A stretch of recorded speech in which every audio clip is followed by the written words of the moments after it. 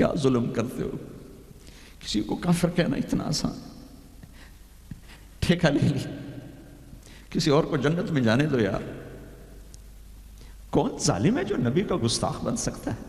اختلاف رائے ہے مسائل میں، کون ظالم ہے جو پاک بیویوں کا، ازواج مطہرات کا، صحابہ کا گستاخ بن سکتا ہے؟ لیکن اس قدر تعصب کی پٹی آنکھوں پر، میں نہیں آگ بھڑکا سکتا، کتنے دنیا میرے بیان سنتی، میں نہیں بھڑکا سکتا آگ، کہ میں ہاتھ جوڑتا ہوں، بھائی امت بن کے رہو، مسلمان بن کے رہو، جو تمہارا عقیدہ ہے اس پہ قائم رہو، اوروں کو کیوں اتنا دور کرتے ہو؟ اپنے نبی کی زندگی پڑھ لو کہ انہوں نے منافقوں کو ساری زندگی اپنے سے دور نہیں کیا۔ چلو کچھ منافق تو چھپے ہوئے تھے جن کا کسی کو نہیں پتا تھا سوائے اللہ کے نبی کے، لیکن عبداللہ بن ابی کا تو سب کو پتا تھا کہ یہ منافق ہے۔ میرے نبی پانی پی رہے تھے، ان کے بیٹے عبداللہ بن ابی کا بیٹا عبداللہ پکے صحابی، یا رسول اللہ تھوڑا پانی تو بچا دیں۔ آپ نے کہا کیا کرنا ہے؟ کہا اپنے باپ کو پلاتا ہوں شاید ایمان اندر آ جائے۔ تو آپ نے بچا ہوا پانی دے دیا، کہا ابا پانی پی لو۔ کیا ہے؟ کہ میرے نبی کا جھوٹا پانی ہے، پی لو۔ کہا کوئی پیشاب لیا وہ پی لوں گا، یہ نہیں پیتا۔ انہوں نے واپس آ کر کہا یا رسول اللہ میں بیٹا ہوں، اب مجھے اجازت ہے میں اس کی گردن اڑاتا ہوں منافق کی۔ آپ نے کہا نہیں عبداللہ تیرا باپ ہے، تو خدمت کر، میں نہیں چاہتا لوگ کہیں محمد اپنے ساتھیوں کو قتل کراتا ہے۔ میرے نبی تو منافقوں پہ مہربان، امت پر کفر کے فتوے، واجب القتل کے فتوے، کہ تمہیں موت نہیں آئے گی، تم نے اللہ کے سامنے کھڑے ہو کے جواب نہیں دیا۔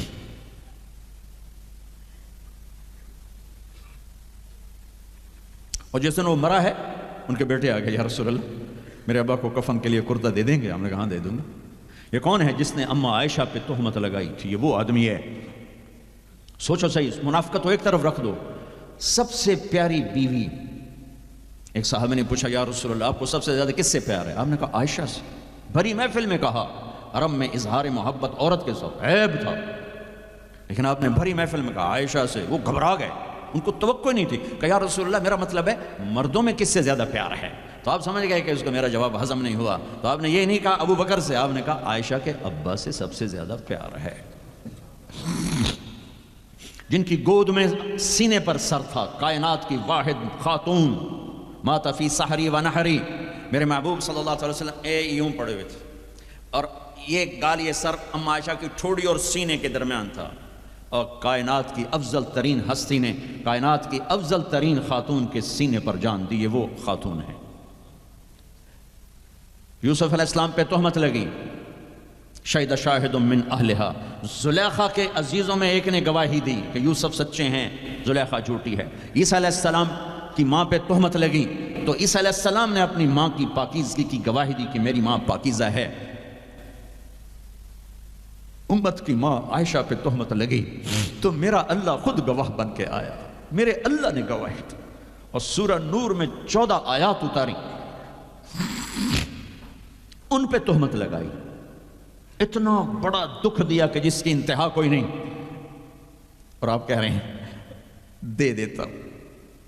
تم سوچو تو تمہاری بیٹی پہ تہمت لگا دے، تمہاری بیوی پہ تہمت لگا دے، پاکیزہ عورت پر، تم اسے قتل کرنے کے پیچھے پھرو گے، یا کم از کم زندگی بھر کا بائیکاٹ کرو گے۔ یہ وہ خاتون ہیں جن کی پاکی کو بیان کرنے کے لیے اللہ گواہ بنا، قرآن گواہ بنا، جن کا حجرہ میرے نبی کا روضہ بنا، جہاں 70,000 فرشتہ صبح آتا ہے شام تک درود و سلام پڑھتا ہے، شام کو آتا ہے صبح تک درود و سلام پڑھتا ہے۔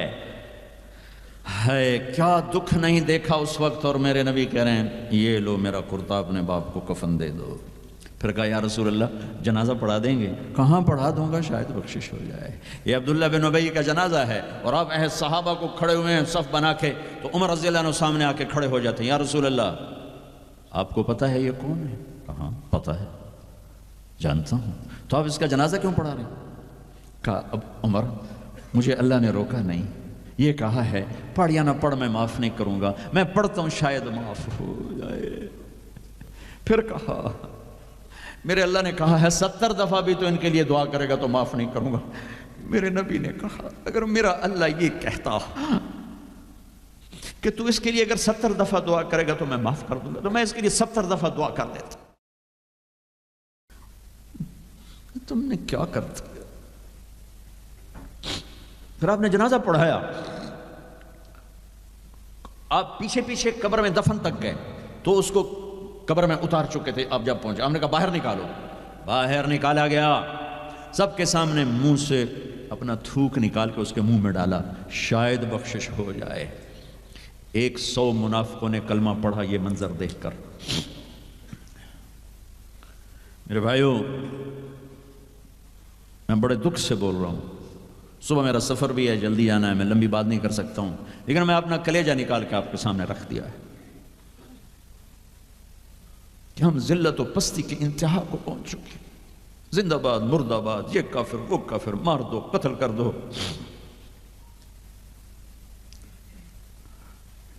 حد ہو گئی ہے۔ تو آؤ بھائیو مل کے توبہ کریں اور امت بن کے رہیں۔ یہ تبلیغ ایک نعمت کا ملی ہے تمہیں، یہ تبلیغ صدیوں بعد ایک خوبصورت کام ملا ہے جو فرقہ واریت کا داعی نہیں ہے، جس میں امت کا ہر طبقہ چل رہا ہے۔ میں اپنے ان استادوں کا شکر گزار ہوں جن کی جوتیوں میں بیٹھ کر انہوں نے ہمیں امت بنے کا سبق سکھایا، ہمیں محبت سکھائی۔ میں تمہیں بتا رہا ہوں ممبر رسول پر بیٹھ کر، میں نے 8 سال 7 سال اپنے استادوں کے سامنے قرآن بھی پڑھا، حدیث بھی پڑھی۔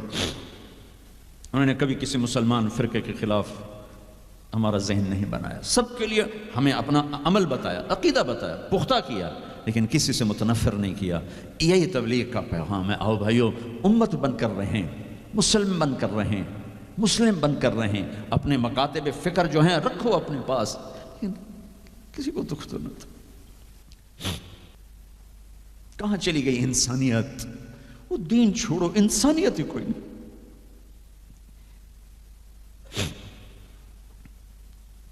کیا کیا تھا میرے نبی نے؟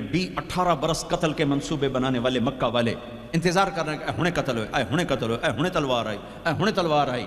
میرے نبی نے فرمایا جاؤ معاف کر دیا۔ تم تو اس کے امت کی، کیا کر رہے ہو؟ کدھر جا رہے ہو؟ آج توبہ کرو اللہ کی بارگاہ کہ ہم امت بن کے رہیں گے۔